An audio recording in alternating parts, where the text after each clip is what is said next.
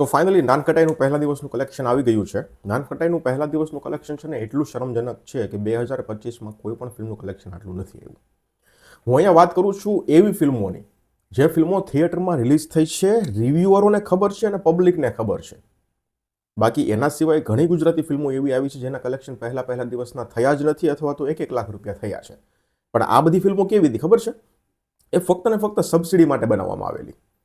એક પણ થિયેટરમાં ફિલ્મ લાગેલી નહીં.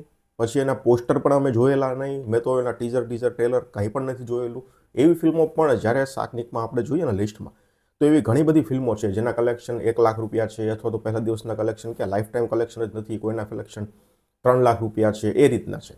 તો અહીંયા હું એ ફિલ્મોની વાત નથી કરતો, અહીંયા હું એ ફિલ્મોની વાત કરું છું જેના પ્રોપર ટ્રેલર આવ્યા છે, ટીઝર આવ્યા છે, જેના પ્રીમિયર થયા છે, લોકોને ખબર છે, લોકોએ ફિલ્મના ટ્રેલર જોયા છે, અમે લોકોએ ટ્રેલરના રિવ્યૂ કર્યા છે.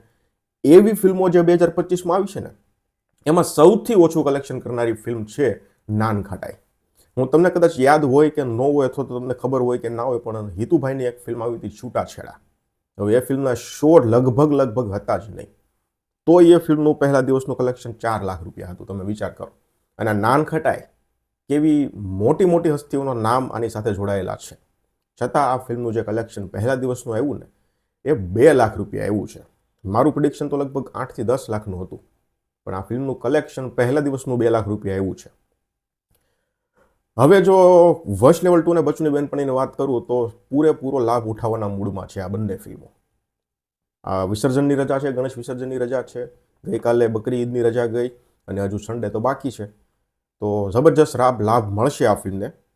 વશ લેવલ 2 10મા દિવસનું કલેક્શન 24 લાખ રૂપિયા આવ્યું છે ગુજરાતી ભાષામાં, અને ગુજરાતી ભાષાનું ટોટલ કલેક્શન 5 કરોડ અને 34 લાખ રૂપિયા નેટ થાય છે. 10મા દિવસનું હિન્દી ભાષાનું કલેક્શન 19 લાખ રૂપિયા આવ્યું છે અને ટોટલ કલેક્શન 4 કરોડ અને 71 લાખ રૂપિયા હિન્દી ભાષાનું થાય છે. વશ લેવલ 2નું બંને ભાષાનું ભેગું કરીએ તો 10 કરોડ અને 5 લાખ રૂપિયા આ ફિલ્મનું કલેક્શન થઈ ગયું છે. એટલે હજુ ગણેશ વિસર્જન છે એ દિવસે પણ કલેક્શન ઓછું આવી શકે છે, કારણ કે લોકો વ્યસ્ત હોય, ગણપતિ વિસર્જનમાં સેલિબ્રેશન ચાલતું હોય, એટલે કદાચ ઓછું આવે. પણ હા, નાઇટ શોમાં કલેક્શન છે એ આવશે. નાઇટ શોની ઓક્યુપન્સી લગભગ સારી રહેશે, કારણ કે આવતીકાલે હજુ સન્ડે છે, એ દિવસે પણ કલેક્શન સારી આવવાની સંભાવનાઓ છે. એટલે લાભ તો વશ અને બચુની બેનપણી બંને ફિલ્મ ઉઠાવી રહી છે, પણ નાનખટાઈને આ ફિલ્મનો લાભ નહીં જ મળે. બચુની બેનપણીની વાત કરીએ તો ફિલ્મનું તો 9મા દિવસનું કલેક્શન 56 લાખ રૂપિયા આવ્યું હતું અને 10મા દિવસનું આ ફિલ્મનું કલેક્શન 39 લાખ રૂપિયા આવ્યું છે. અને ટોટલ આ ફિલ્મનું કલેક્શન તમને કહું ને તો 4 કરોડ અને 55 લાખ રૂપિયા થઈ ગયું છે. એટલે એમ કહી શકાય કે વશને આ ફિલ્મ અત્યારે બરોબરની ટક્કર આપી રહ્યું છે. ગુજરાતી ભાષામાં વશ જે ચાલી રહી છે કલેક્શનની સાથે એની સામે જ આ બચુની બેનપણી છે ગજબનું ટક્કર અત્યારે આપી રહ્યું છે એવું લાગે છે. બાકી તમે કઈ ફિલ્મ જોઈ છે, કઈ ફિલ્મ જોવાના છો, નાનખટાઈ જોઈ હોય તો મને કમેન્ટ સેક્શનમાં જણાવજો નાનખટાઈ તમને કેવી લાગી હતી. ધન્યવાદ.